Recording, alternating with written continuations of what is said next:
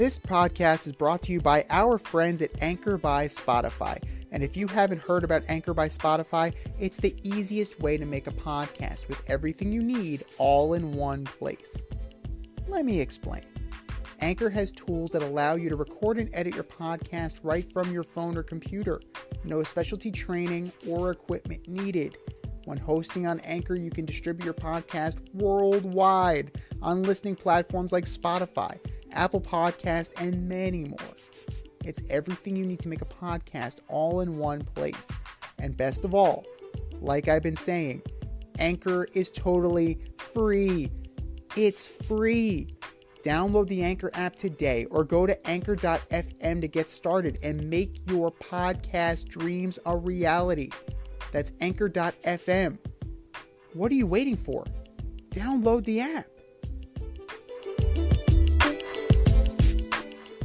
Well, it's a big show. Welcome to the Fade Route It's a big bad show tonight. with DNZ. Yeah, it's a big show. Here are your hosts, Cracking up, telling them lies. DNZ.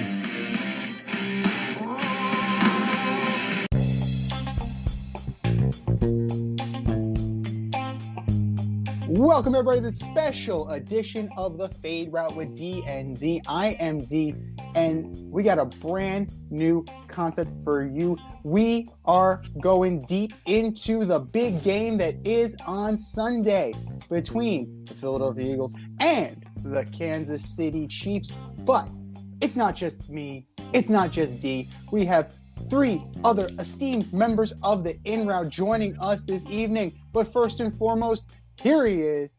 I've known this guy since our days on Carousel Shoes, flight crew through and through, the last QB in St. John's history. What's up, D? How's it going?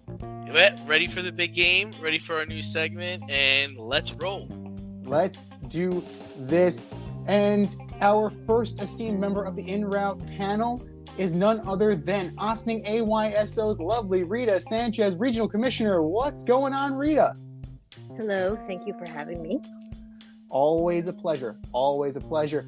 And speaking of always a pleasure, the man, the myth, the legend, the Tubby Hook Tavern's own Mr. Danny Butler. What's going on, brother?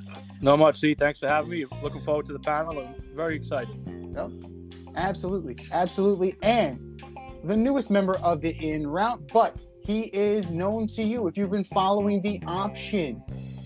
He played, he participated, he took home some hardware. Introducing to all of you, one Mr. Zach Curtin. Zach, what's going on, brother? How's it going? Thanks for having me, D. Thanks for having me, Z. Happy to be on the podcast. I'm ready to talk some Super Bowl. Yeah. Sounds good. Sounds good. So let's jump right into things. Since we're talking about it, we're talking about the big game because legally we can't say the other thing.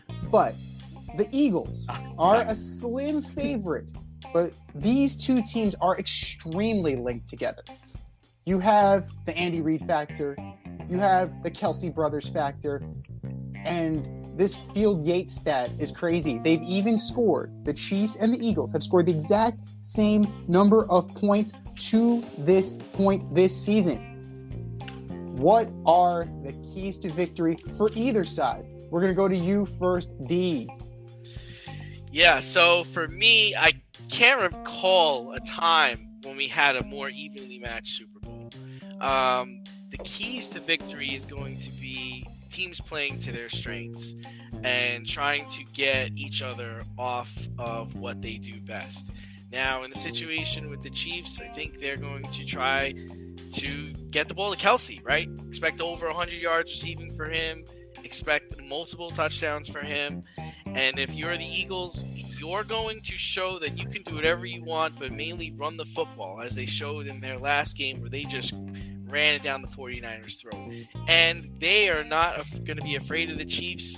They're going to come at them with their front four. They're going to cover their wide receivers. So I expect the game plan to be, we're going to run the ball down your throat. we're going to play solid defense. We're going to win the game. And the Chiefs are going to rely on Mahomes and Kelsey because that's who got them here so far. 100%. So we're going to go to you next, Danny. What do you think? What are the keys to victory? Yeah, like you said, and Dee said it too. I mean, they are very evenly matched. So I think it's going to come down to, as good as the Eagles are, I think it's going to come down to experience and the quarterback. And so I'll take Andy Reid and Pat Mahomes over, Sirianni, who I can't stand, especially as a Giant fan, and Hurts, as good as he's been. I think for the Eagles defensively, you got to get to Mahomes, especially if he's got the bum ankle.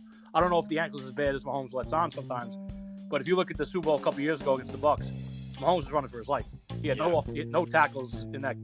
Either tackle was playing in that game, running for his life. He still put the ball in Tyreek Hill's hands and Kelsey's hands a couple of times on the money, and they dropped it, so he got no help. So they need to, and they're good at that. They're, I think the most sacks is the 84, 85 Bears, I think they said. Mm-hmm. So they could definitely get after the quarterback. I think offensively for the Eagles, it sounds weird to say that. I think sometimes they get away from the run game too much where, I know they ran the ball down the Giants' throat, but you see Miles Sanders and Gainwell and Boston Scott, and they get a little – I know they have a lot of wide receiver weapons and Dallas Goedert, but I would think maybe stick to the run game a little more than usual. Yeah. Keep Mahomes and Kelsey and those guys off the field.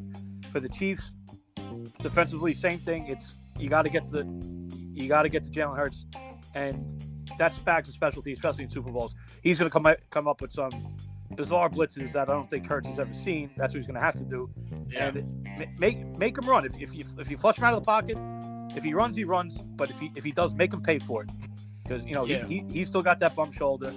And offensively, Chiefs have to protect Mahomes. I can see a lot of draws, a lot of screens, and also jump on the Eagles early because they're very used to getting the lead and just doing what they want and doing their game plan, executing it to a T. You put them on the heels early, then I think maybe the Chiefs have a good shot. Danny, it's so shocking, right? I mean, Sirianni's got a team running like a strategy, a game plan. It's hard to believe that this man could coach this team this far. Am I just the only one that thinks that? I kind of understand what Julian Love was saying. Like, this team is so talented, and then, let's face it, they got an easy ride so far in the playoffs. I mean, as a Giants fan, I hate to admit, we're not that talented. We just played very well and at the right times, and we're up and coming team. And then I know you knock out the quarterback. That's to your credit, but that Niner game was over after the first drive. Yeah. So they've had a very easy run of it, and if they're a little too confident, which Sirianni tends to be, he could be in for a long day facing Patrick Mahomes. No, 100%. He definitely errs on the side of overconfidence. We had a poll up 2 weeks ago on our Twitter page at FadeRouteDNZ. Who has a more smackable face, him or Mike McDaniel? Now, McDaniel won, but it was close. And, it's one of those things that you just want to, give him the old 2-piece and a biscuit.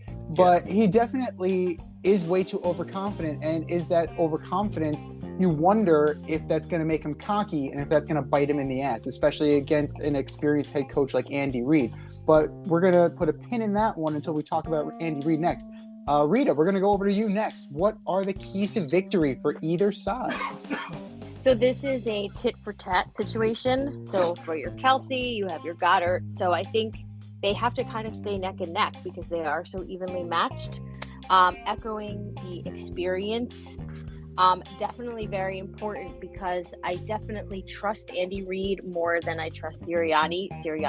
I even if I wasn't a Giants fan, he's got nothing to show as compared to Reid. I am looking at the Polly Pocket, Boston Scott. He's going to run under people, and they need to get on that soon. Otherwise, he's just going to run all over them. And I think everything's pretty much been said. That's my piece for now.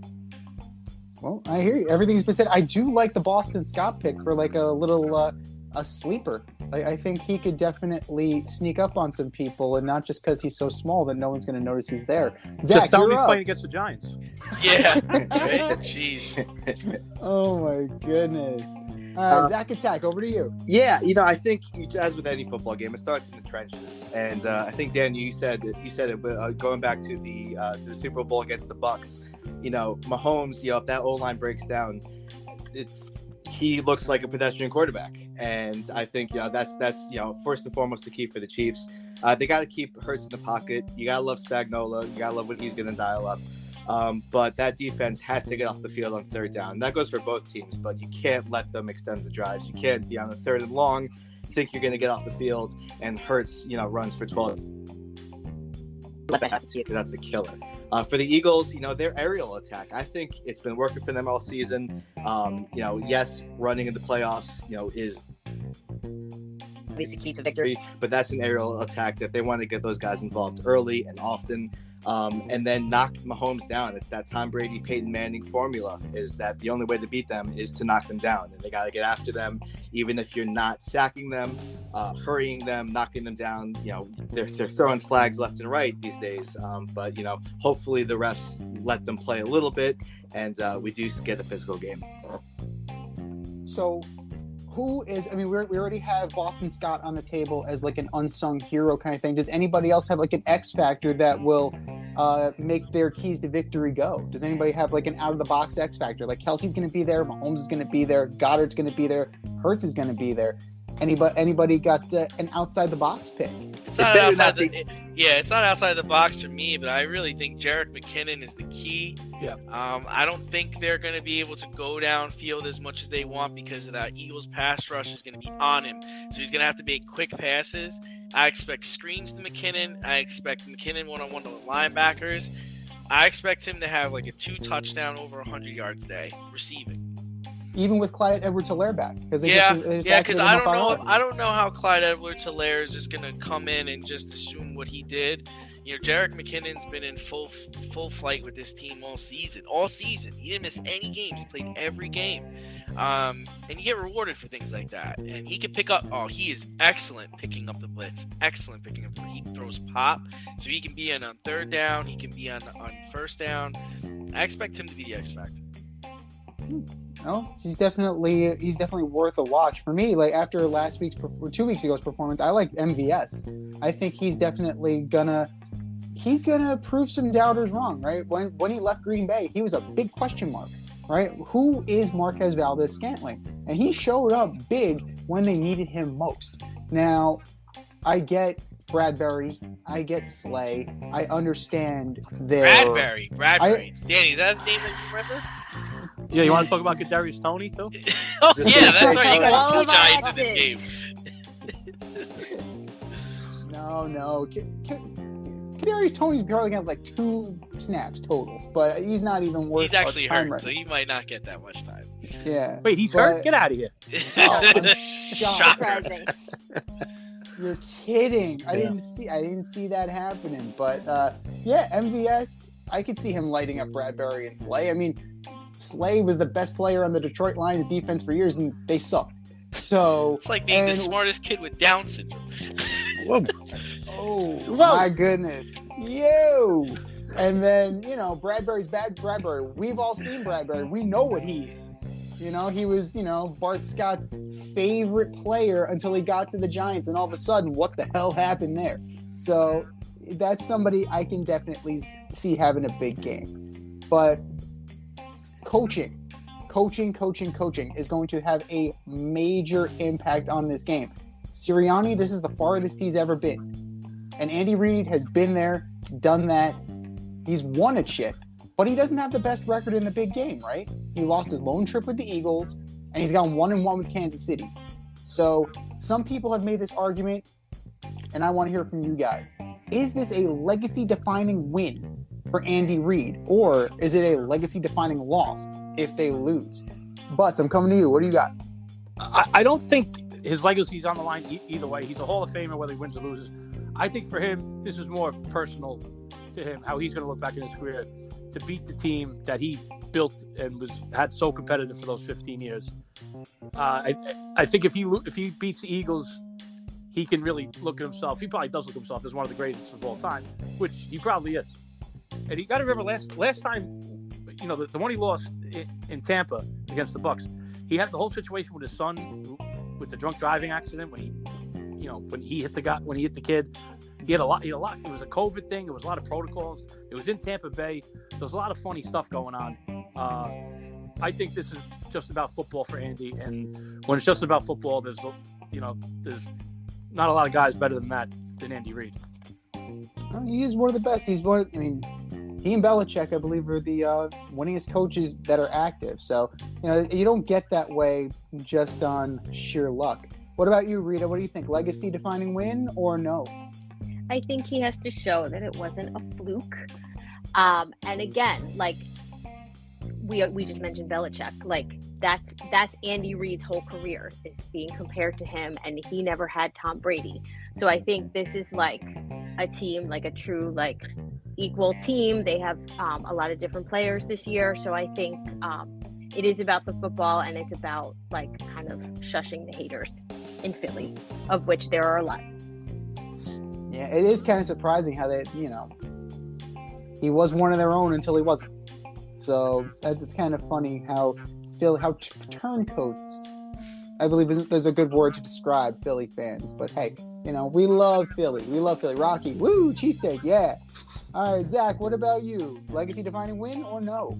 I think his legacy is cemented. I think if he does get that, if he wins, I think that will move him up into the upper echelons of greatest, coaches of all time. I think right now he's on, if we're talking tiers, he's on one of the, maybe a second tier after Belichick, after Don Shula, those. I think what's the difference between he and Pete Carroll? I think if he wins this one, if he gets this one, he'll move into, that conversation when you talk about the greatest coaches ever. Marshawn Lynch at the 1 yard line. That's the difference between him and Pete Carroll. There you go. Oh. My cousin Malcolm Butler came up with the interception there. Cousin Malcolm, my man. Oh. All right, D, we're coming to you. What do you think? For me, how could you not see that this is defining, right? Because Philly got rid of him. Since they got rid of him, this is going to be their second Super Bowl without him. Andy Reid leaves there. This is going to be his third Super Bowl since leaving there. I think it all falls on him, right? I mean, if Nick Sirianni and Jalen Hurts and A.J. Brown and that Eagles team loses, it's just like, okay, yeah, you got beat by Pat Mahomes and Andy Reid. But man, if Andy Reid loses with arguably probably the best quarterback right now, the best tight end in the game right now, this team's been to the last 3 or 4 AFC championship games, and 5 AFC championship games, I think, and they've won 1 Super Bowl, lost a Super Bowl. This is big. I don't think he can walk out of this unscathed. He kind of has to win. Pat Mahomes has to win. There's a lot on the line here. Well, I'm not so sure about that, but I mean, let's think about who he lost to, right? When he lost with the Eagles, he lost to Belichick, he lost to Brady, he lost to a great team. That was McNabb's fault, not Andy Reid's fault. Well, yeah, McNabb taking his time and throwing up in the huddle. If you remember. Yes, absolutely. He was, Terrell Owens, well documented about what was going on in that. The chunky soup was a little agita-inducing. Don't eat the clam chowder before the big game. So, so you had that moment, and then they win, and then you have the loss against Brady and Bruce Arians. So he can't get away from Tom Brady. Now Brady's not here, but this team is loaded. The Eagles, in terms of talent, like, they can go toe-to-toe with the Chiefs. So I'm not so sure, based on talent-wise, I don't know if this is like a legacy-defining thing. He got beat by very good teams, right? It's not like he walked in there and the Carolina Panthers beat him, So it's not like it's not like they're going into the Super Bowl and, he's back with the Eagles and they lose to the Raiders. I don't know necessarily that this is as big of a deal. If anything, I think the shoe's on the other foot. This is going to be defining for Nick Sirianni. Like, we're going to see how good he is, and when he's up against a coach that has been there, that has done that can out-scheme him. That fired him. Yeah, yes. There's a little extra beef there. Is he going to want to turn it up a notch? And is that going to be his Achilles heel here? But only time's going to tell on that. But That's enough for first down. We're coming back at you with the real wheel route right after this.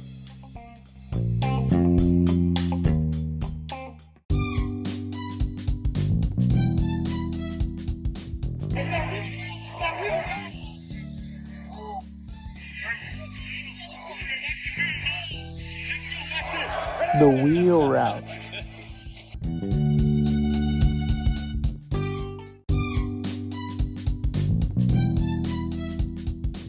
All right, guys, here's how it goes for round 2. For second down, we have the wheel route. And it's exactly how it sounds. We have a wheel of random topics. I'm going to spin that wheel. And whatever it lands on, we're going to talk about. Novel concept, right? So, here we go. Big money, no whammy. No whammy, no whammy, no whammy. All right. Over under 5 mentions of Tom Brady joining Fox during the pregame broadcast or both. Rita, we're coming to you. Okay, so I thought about this. We're going to go 12 for 12 because he's 12. 5 mentions of Fox. 5 talking about being beaten by Philly, which is the only time I ever rooted for Philly in my life, and it felt gross. And then 2 miscellaneous, like they might mention Giselle or the retirement or the sand on the beach being sold on eBay. So I'm going 12. Oh, I like that. Yeah. All right, we got a 12. We have a tracker for this. I feel like we should have a tracker for this. All right, Zach, you're up. What are you thinking? Over under? It's I think it's a bit of, and I don't think they'll mention it as a perspective because one spot in 20 down to 5 24 that's it 24 under 5. 24. D, how many are you thinking? Over under 5? Yeah, I think it's under. I don't think he's going to mention the guy that's going to take his place too many times. I think they might just talk about as far as maybe records are concerned or wins are concerned or measuring up. I'm going under 5. It'll be pretty high, but under 5. All right, Danny, what are you thinking? Over under 5? Yeah, I agree. Under 5, just in terms of the broadcasting. Like Zach said, it's very disrespectful to Greg Olson. Especially if he was starting next year, then maybe, yeah, they push it. But plus, Brady might come out at halftime and announce that he's coming back anyway, so that would put a kibosh on that. But, yes, I put under 5 on the broadcast. And real quick about Burkhardt and Olsen, I heard this Burkhardt say this today. His first job out of college was announcing Jersey high school football. And the first game he ever did was Wayne High School, and Greg Olson was playing. How about that? Wow. I don't know what it Full means. circle. It means something. Yeah, exactly. How about that? I'm going. It's going to be close. I'm thinking 6. I'm thinking slightly over because there are going to be some packages where he's going to get mentioned offhand. Gronk is going to be there, so I'm sure they're going to try and feed Gronk about Brady. So, I'm thinking 6, but they're going to try to be as tasteful about it as they can. All right, here we go. Big money.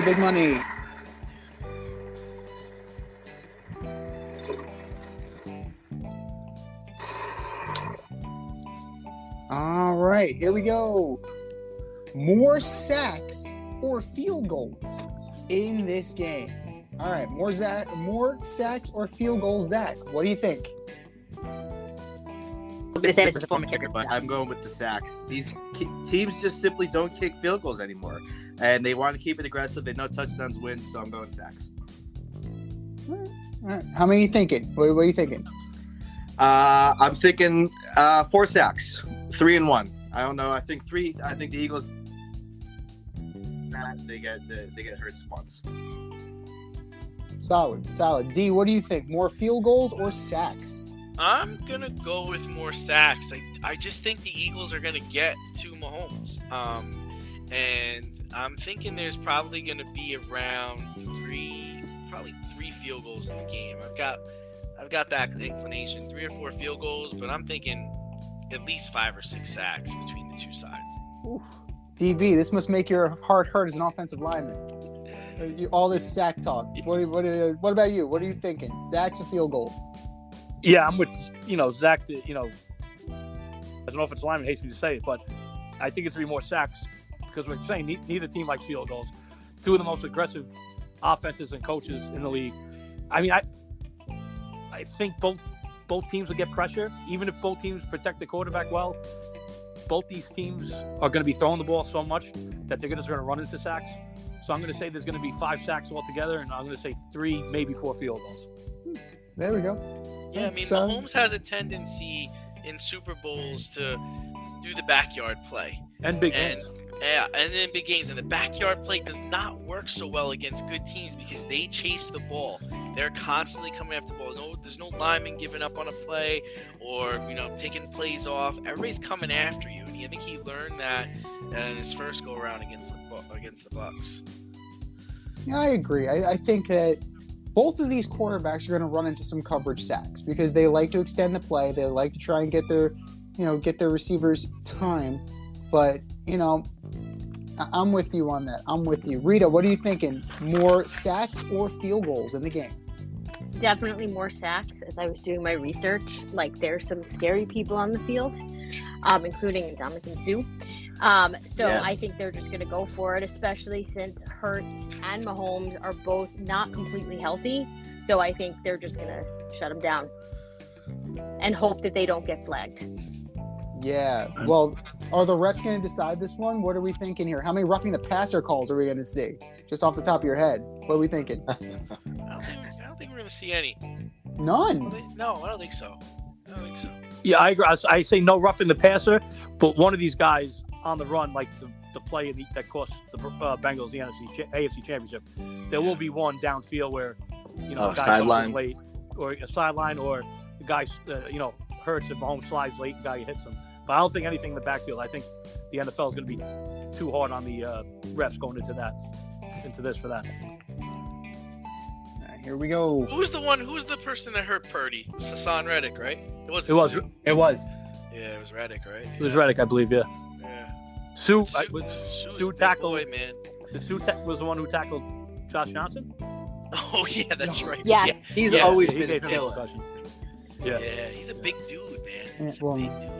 You got Linval Joseph, the BMF in the middle, the stuff to Yep. run. Yep. So, there's plenty of giant representation, unfortunately, guys.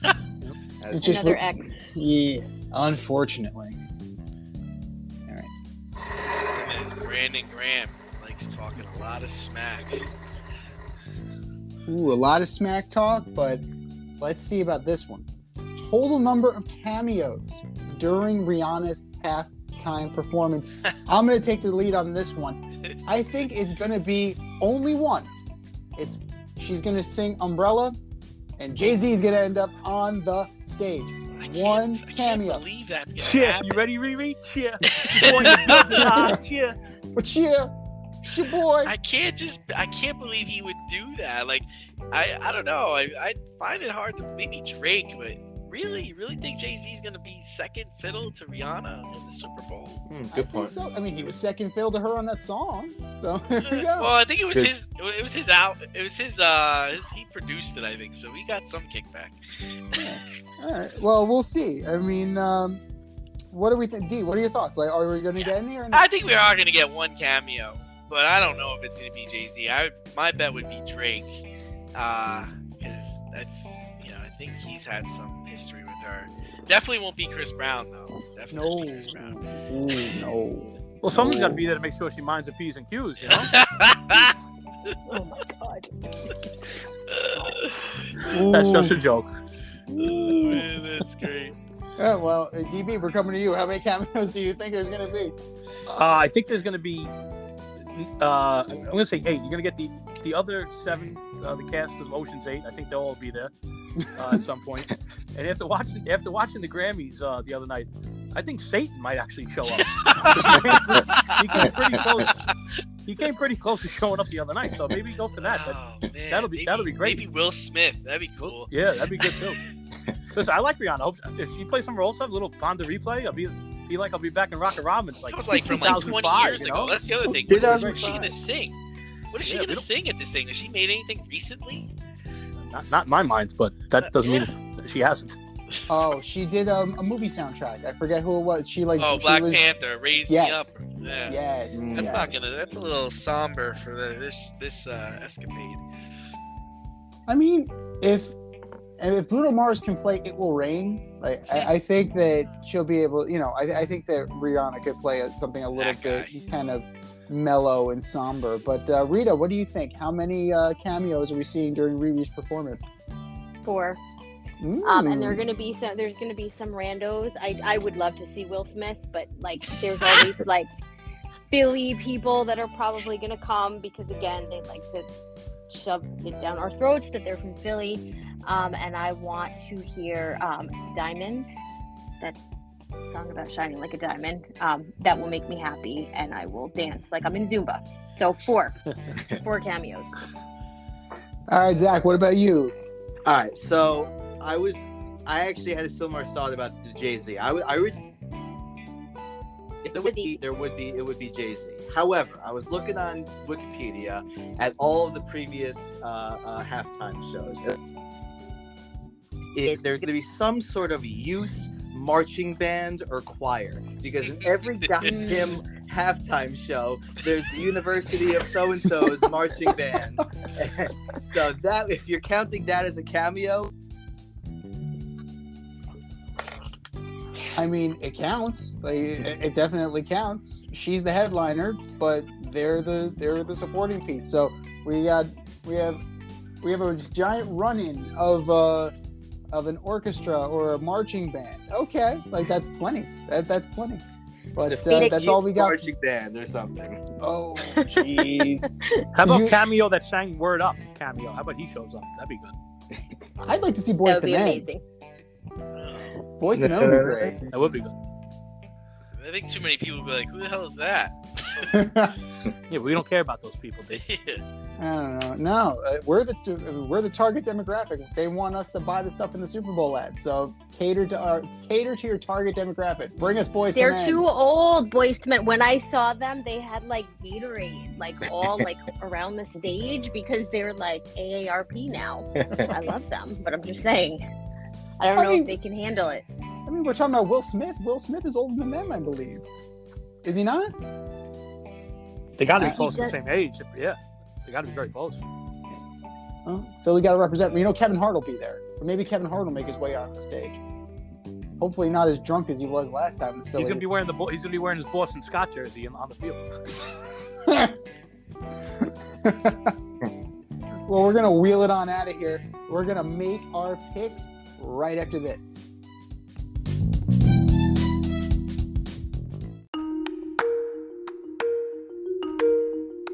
Let's run the option and give you our picks for the week.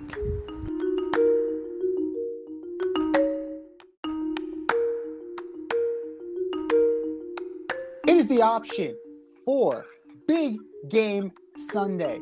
This is it. Cards on the table time. There can only be one winner. So we're going around the table. Who you got? What score you got? And who takes home the Super Bowl MVP? I said it again. D, you're up first. Who is taking it? Yeah, I mean, I've been going back and forth with this just because the teams are just so evenly matched. You know, like I say, you know, Pat Mahomes is the best quarterback. I say that the Eagles have the best offensive line. Then I go back to saying, okay, well, the Chiefs have the best coaching staff. But then, man, the Eagles, they've got the defense, but at the end of the day, I can't bet against Pat Mahomes. I want to, but I can't. I mean, after what he did in that last game on a bum ankle and without Tyree Hill, and all the players from last year, so I've got Mahomes taking home the MVP, and I've got a score of 31-20. Oh, okay. A little bit of a blowout there. A little bit of a blowout. DB, what about you? What do you got?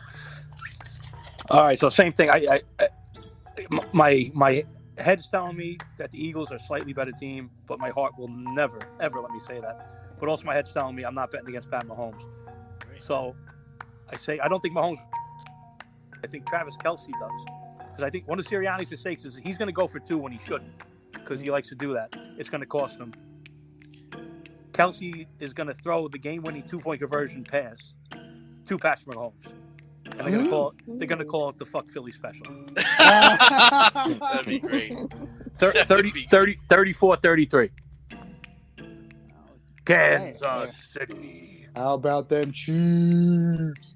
Rita, what do you got? Okay, so as the mother of 2 sons, I am going to be Mama Kelsey about this because I don't want to jinx anyone. The score is going to be 34-28, and I'm not going to say who my pick is, but I really like the color red. Okay. I see what you're saying. I see what you're saying. Zach, what do you got? It kills me to say this, but the Eagles, for me, have stood out as the best team all year, and they have played their best brand of football in the playoffs, and they're stacked on both sides of the ball. They keep it up tempo, and as much as it kills me to say this, I think they win handedly. I abide by the don't bet against Patrick Mahomes mentality, but I'm betting against Patrick Mahomes with a high ankle sprain or whatever the ankle injury is. I think the Eagles win 31-20, and Hurts takes home the MVP. Interesting. A little inverse of what we had with D. Yeah. All right. Sounds like you guys both have 1-0-0-1 in your pools, huh? Little partnership going on. I like it. Okay. I'm not saying. I'm just saying. But with the big game, with how these things go, defense sometimes goes out the window. And I'm thinking that this is going to be one of those times where defense goes out the window, and the refs are going to legislate it out. They're going to make sure it doesn't happen. Mahomes is going to ball out. Hurts is going to ball out. And I know we were saying that there was going to be more sacks than field goals, but I think this comes down to a field goal. And Harrison Butker is going to kick that game-winning field goal. I'm looking at 37-34 Chiefs. And as far as my MVP goes, they're going to trip over themselves to give this to Mahomes. They're just going to do it because they want to anoint the next great quarterback, right? Especially now that Brady is gone. And Mahomes is very good. He is good, but he's only won 1, right? He's on par with Aaron Rodgers. This takes him up a notch. That takes him above. And even if he doesn't have a great game, we've seen that the NFL will reward quarterbacks who have not played that great of a game. So I'm going to go with Mahomes as my MVP. But to quote Boys to Men, since we were talking about Boys to Men before, we've come to the end of the road for this Super Bowl special. It's been it's been fun. So you know what? Whatever. We had a blast here. Guys, say what you need to say on the way out. Danny, you got anything special going on the Tubby Sunday? Yeah, we'll have plenty of football, food, and drink specials. We're catering too. We can, all your house party needs. Still got trivia going on Tuesday. Trivia on Tuesday, karaoke's on Thursdays, brunch Saturday, Sunday. Great place to come and watch the games. Please stop by. Absolutely. It's going to be a blast. Make sure you get there, folks. Rita, any update on OSNI AYSO? I think the season's coming up, right? We are kicking off in April. Spring registration is open, and looking forward to a fabulous season. Absolutely. One of our favorite youth sport partners, our only youth sport partner, because we believe in it that much.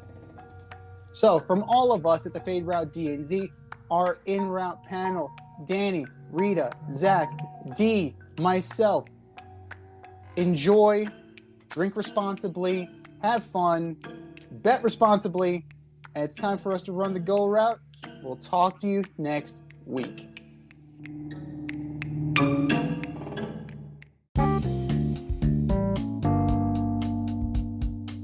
Want to get in on the action, we want to hear from you. Hit us up, faderoutemail@gmail.com. Slide in our DMs on IG at Fade Route Podcast.